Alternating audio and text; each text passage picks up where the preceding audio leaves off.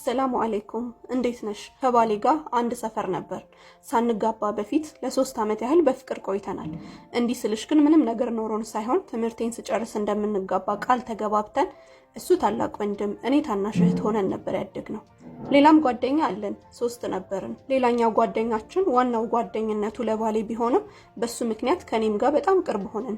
በመሃል ግን ባሌ ወደ ካናዳ የሚሄድበትን እድል አገኘ።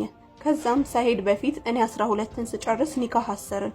ከቤት ወጣሁ። ሙሉ የቤት ዕቃ ሟልቶልኝ ከ5 ወር ቆይታ በኋላ ለጓደኛው አደራ ሰጥቶኝ ለ2 ዓመት እንደሚቆይ እኔንም ከዛ በኋላ እንደሚወስደኝ ተነጋግረን ነበር የሄደው።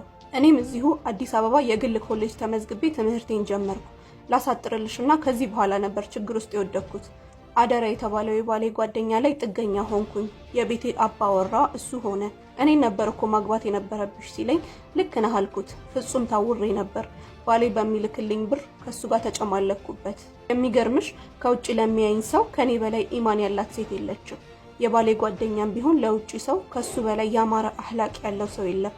ብቻ ብዙ ጊዜ ተሳሳትኩ፣ በትንሹ ከዓመት በላይ። አላህ ግን አሁን ይሄ ነው በማልልሽ ባላሰብኩበት መንገድ ቀጣኝ፣ አስተማረኝ። ሁለተኛ ቤቴ እንዳይመጣ እንዳያገኘኝ ብዬ ቤቴን ዘግቼ እናቴ ቤት ተመለስኩ።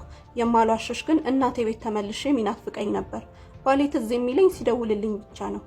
አሁን አልሐምዱሊላህ ራሴን ከሁሉም ነገር አርቄ ሰላሜን ለማግኘት እየሞከርኩ ነው። ለ2 ዓመት ያለኝ ባሌም ከሄደ አሁን 4ኛ ዓመቱን ሊይዝ ነው። አሁን ያስጨነቀኝ ጉዳይ ከአረፋ በፊት እመጣለሁ አለኝ። እንዴት ብዬ ነው አይኑን ማየው? እውነቱን ነግሬ ይቅርታ ልበለው ወይስ ወንጀሌን ደብቄ ከዚህ በኋላ ታማኝ ሚስት ሆኜለት ልኖር? እንደነገርኩሽ እሱ ምንም የሚያውቀው ነገር የለም። ይባስ ብሎ ጓደኛውን ለምን ተራራቃችሁ? ይጠቅምሻል፣ አትራቂው ይለኛል።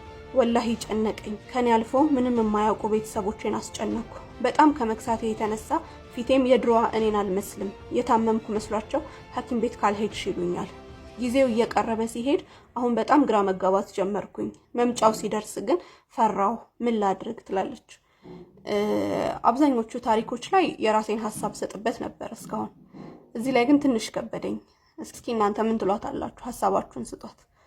ስትጸልዩ የወደድኩትን ሳይሆን የወደድክልኝን ስጠኝ ብላችሁ ጸልዩ ትላለች የዛሬዋ ባለ ታሪካችን። በህይወቴ ውስጥ የትዕግስትን ጥግ ያየሁበት ቀን ነበር። ትውውቃችን ትምህርት ቤት ነው። በጓደኛዬ በኩል ነበር ያወቅኩት። ከአዲስ አበባ ወደኛ ሀገር መጥቶ የኛ ትምህርት ቤት ሲቀላቀል ነበር። 12ኛ ክፍል ነበርኩ። እንደነገርኳችሁ በጓደኛዬ በኩል ነበር ያወቅኩት። መጀመሪያ ላይ ከሰላምታ የዘለለ ብዙም አናወራም ነበር። ቀስ በቀስ ግን አብረን መዋል፣ አብረን መሆንና ማውራት መጫወት ጀመርን። ይህን ጊዜ ሳላውቀው ፍቅር ውስጥ ገባው። እሱም ወደ 12ኛ ክፍል 6 ወር ከተማረም በኋላ መሰለኝ ፍቅሩን ሲገልጽልኝ እኔም መወደው ስለነበር ደስታዬ ከጣሪያ በላይ ነበር እና በጣም እንዋደድ ስለነበር ለሚያየን ሁሉ የምናስቀና ጥንዶች ነበር። የ12ኛ ክፍል መልቀቂያ ውጤት መጣ። ሁለታችንም አልመጣልንም ነበር። ነገር ግን እሱ የሀብታም ቤተሰብ ልጅ ነው። የቤተሰቡን ድርጅት አስተዳድራለሁ ብሎ ትምህርቱን ስልኬ 6% ነው ከጨረስኩት ይሄን ቪዲዮ አሪፍ ነው ብሎ ትምህርቱን ከናካቴ ተዋው። እኔ ግን መማር ስለነበረብኝ ወደ ታላቅ እህቴ ጋር ጅማ ሪፍት ቫሊ ዩኒቨርሲቲ ለመማር መጣ። አግብታ ነው የምትኖረው። ያው የተደላደለ ህይወት ስላላት ለመኖር አልተቸገርንም ነበር። እሱም ጠዋት ይደውልልኛል፣ ማታ ማታ ደግሞ በቴክስት እናወራለን።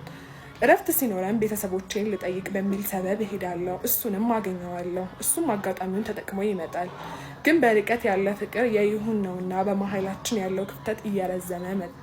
ይሄ ደግሞ እኔን ያነጫንጨኝና ያስኮርፈኝ ጀመር። ናፍቆቱ ነው መሰለኝ። እናም እየተጣላን እየተታረቅን ባለንበት ጊዜ ላይ የኔም የመመረቂያ ጊዜ እየደረሰ መጣ።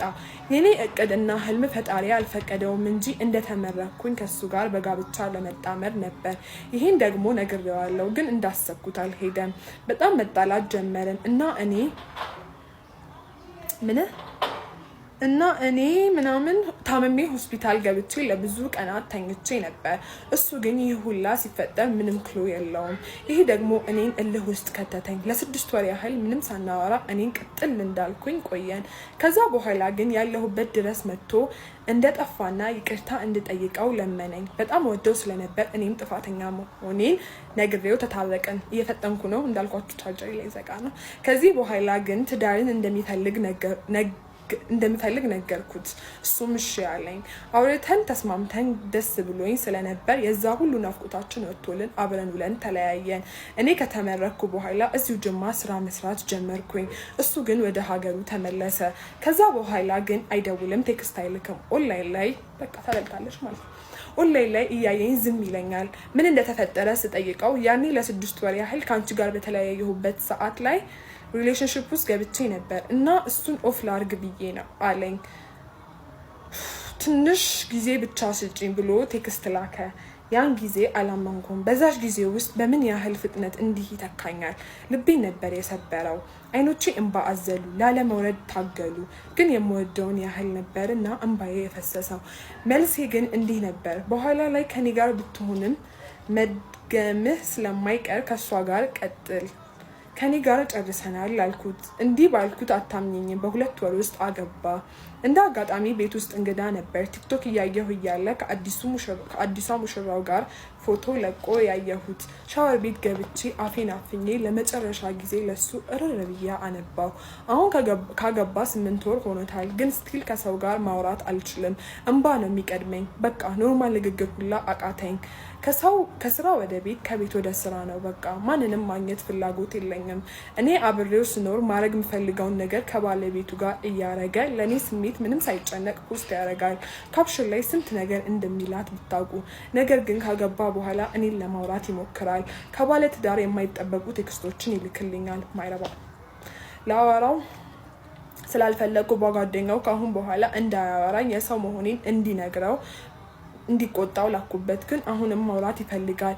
ይህን ሳይ ግን ፈጣሪ ምን ያህል እንዳመሰገንኩ አስባችሁታል? እኔስ በሆን በሷ ቦታ አግብቶኝ ቀልቡ ሌላ ሴት ጋር ቢሆን ምናልባት ፈጣሪ ከዚህ ነገር ጠብቆኝ ይሆን አይደለ? ፈጣሪን በጣም ብዙ ጊዜ ለምኜዋለሁ። ልቤን እንደሰበረው ፈራጁ አንተ ነህ ብዬው ነበር። ብቻ ግን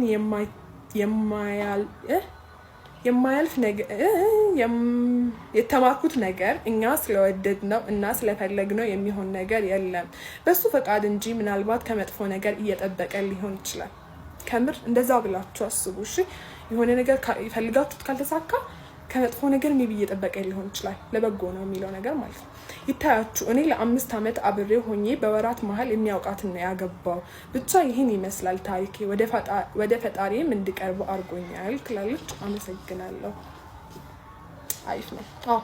የሆነ ነገር አንቺም ያው ለበጎ ነው ለኸይር ነው በሚል ጥሩ ይወፍቅሽ እና ደግሞ ያው እናንተም እንደዛ አስቦች አጀር ያለቀ ብዙ ማውራት አልችልም። ኮፒ ሊንክ ነው የምናደርጉ።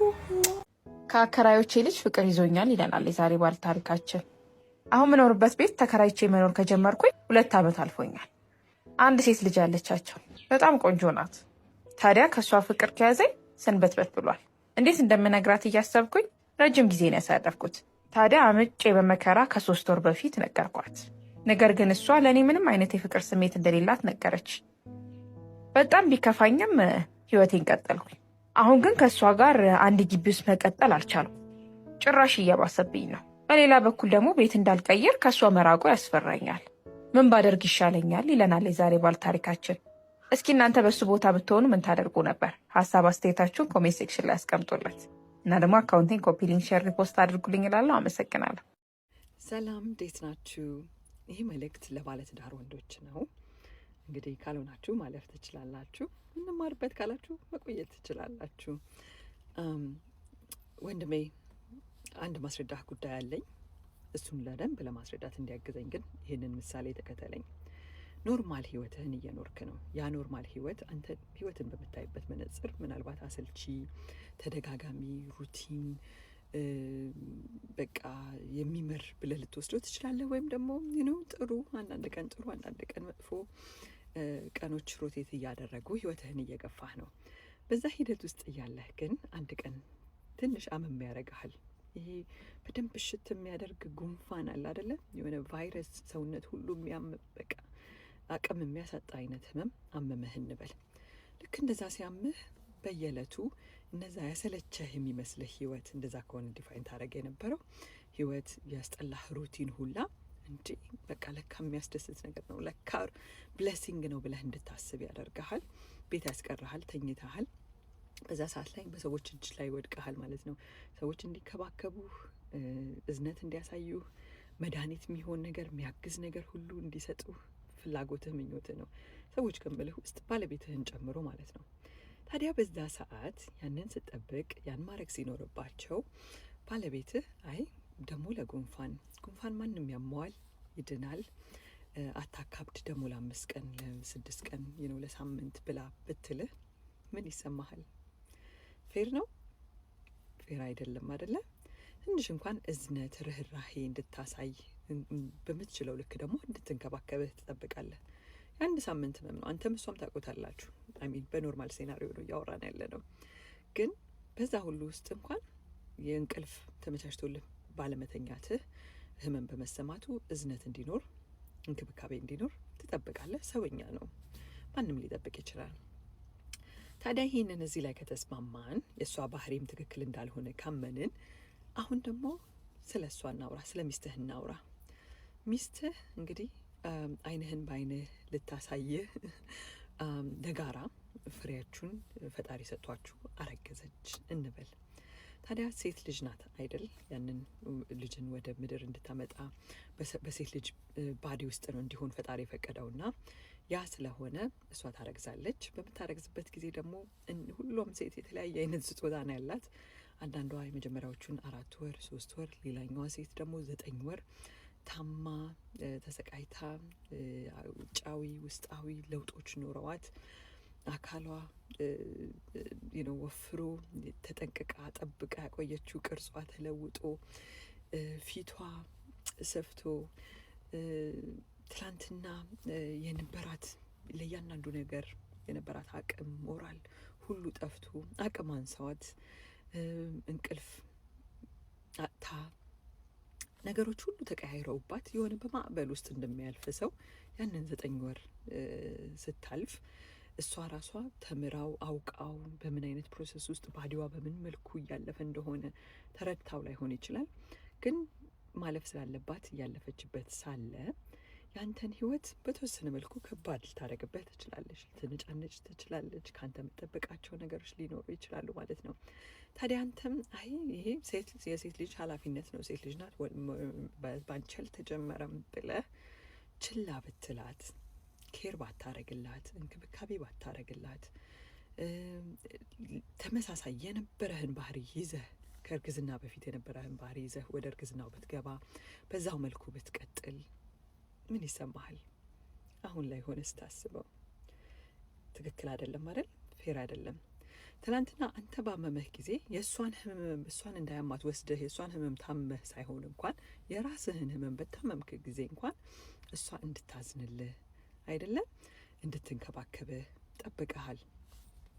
ዛሬ የእሷን ብቻ ሳይሆን ያንተንም ፍሬ የሆነውን ልጅን በተሸከመች ጊዜ 9 ወራት እንቅልፍ ባጣች ሰውነቷ በተለወጠ ገና ብዙ ጊዜ የሚመልስ ምናልባትም ተመልሶ ላይ መጣም ሁላ ይችላል መልኳ በተቀየረ ራሷን ያጣች በመሰላት በዛ ሂደት ውስጥ በዛ ሁሉ ውስጥ ደግሞ ተፈጥሮዋ ሆኖ ሴት ልጅ ስለምትጨነቅ ስለምታስብ ልጇ ምን አይነት ይሆን፣ ጤነኛ ይሆን፣ ምን አይነት ይሆን ገና እሱ እያሳሰባት ደግሞ አስፈሪው ጊዜ ደግሞ በምትወልድበት ጊዜ ስለሚኖራት ኤክስፒሪየንስ ገና ካሁኑ እየተጨነቀች ባለችበት ሰዓት ህይወቴን አከበደችብኝ ብለህ ከነበረህ ባህሪ ምንም ፎቀቅ ሳትል እንደነበርከው እዝነት ሳትላበስ እርግዝናን እንደ ኖርማል ግዴታዋ ስለሆነ የሴት ልጅ ማድረግ ያለባት ነገር ስለሆነ ብለህ በዛ መልኩ አንድ ላይ ያደረግከው ከሆነ ከባድ አይደለም? እዛ ፌር አይደለም አይደል?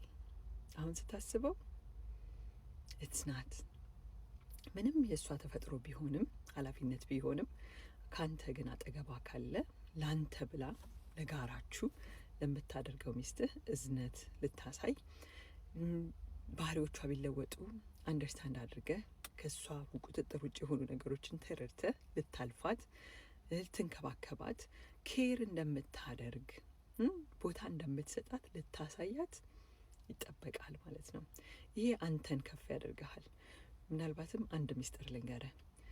አንተ በምታሳያት ባህሪ በምታሳያት እንክብካቤ ያገባሁት ከትክክለኛ ሰው ጋር ነው፣ ይህንን እርምጃ የወሰድኩት ያረገዝኩት ለትክክለኛ አባት ነው ብላ እንድታስብ ታረጋታለህ። ከዚህ በፊት ወልዳችሁም ሊሆን ይችላል ላይሆንም ይችላል። ጀጅመንቷን ደግሞ እንድትጠራጠር ታረጋት ትችላለህ። ምንድነው ያደረክ ያለው? እንግዲህ በጣም ብዙ ሴቶች ስለ ትዳር፣ ስለ ልጆቻችሁ፣ ስለ ተለያዩ ነገሮች አምጥተው ያማክሩኛል። ከዛ ውስጥ አንድ የሚያሳዝን ስቶሪ ሰምቼ በጣም ልቤን የሰበረው ነገር ነው። ግን ቢያንስ በዚህ መልኩ ባቀርበው ሰዎች እንዲማሩበት ምኞቴ ስለሆነ ነው። አንድም ሁለትም ሰው እንደው በራሳችን ቢሆን እኔስ ብሆን ብሎ እንዲያስቡ ያደርጋል ብዬ ስለማስብ ነው። እናንተን ሀሳብ አጋሩኝ። መልካም ጊዜ። በቤተሰቦች ምክንያት በአሁኑ ሰዓት የምወደውንና የምፈልገውን ሳይሆን የማልፈልገውንና የማልወደውን ሰው ነው አግብቼ የምኖረው ስላለችኝ አንዲት ባለ ታሪክ ነው የምነግራችሁ። ሰላም እህቴ፣ አንድ ታሪክ ነበረኝ። ከምን እንደምጀምር አላቅም። እኔ ከኤሌመንተሪ ጀምሮ ከአያቶቼ ጋር ነው የተማርኩትና አያቶቼ ጋር ነው የተማርኩት። ነገር ግን ሰላምዬ፣ እኔ ከእናትና ከአባቴ ምንም አጥቻ አይደለም። አያቴ አዲስ አበባ ነኝ፣ እዚህ አስተምርሻለሁ፣ ብዙ እህትና ወንድም ጋር አሉሽና አብረሽ ታድጊያለሽ ሲለኝ እሺ ብዬ መጣሁ። ከዛ ግን የሴት አያቴ ማለት የእናቴ እንጀራ እናት ናትና በጣም ስራ ይበዛብኛል። በዛ ላይ ትደበድበኛለች። ልክ አያቴ ከስራ ሲመጣ ጥሩ እናት መስላ ታስመስላለች። ተመልሼ ወደ ቤተሰብ እንዳልመለስ ደግሞ ለእናቴ ጥሩ እንደሆኑና ትምህርቴንም በደንብ እየተማርኩ እንደሆነ ነበር ምነግራት። ለካ ገጠር ተመልሼ ከሄድኩኝ ደግሞ ይድሩኛል ብዬ ፈራው። ከዛ 10ኛ ስደርስ የስራ ጫና በዛብኝና ወደኩኝ። በጣም ነበር ያለቀስኩት ማለፍ እየቻልኩ በመውደቂ። ነገር ግን አማራጭ አልነበረኝም። ዲፕሎማ ትምህርት ጀመርኩኝ። ከዛ በመሃል አንድ ጓደኛ ያዝኩኝ፣ በጣም የሚወደኝ፣ እኔም በጣም ነበር የምወደው። በፍቅር 3 ዓመት ቆየን። እኔ 4 ዓመት ዲፕሎማ ጨረስኩኝ። እሱ ደግሞ ዲግሪ ተማሪ ነበርና ገና 2 ዓመት የቀረው ነበረ። አንድ ቀን ግን ከሱ ጋር ያወራነውን ቴክስት ቤተሰብ አየ። በጣም ደነገጡ።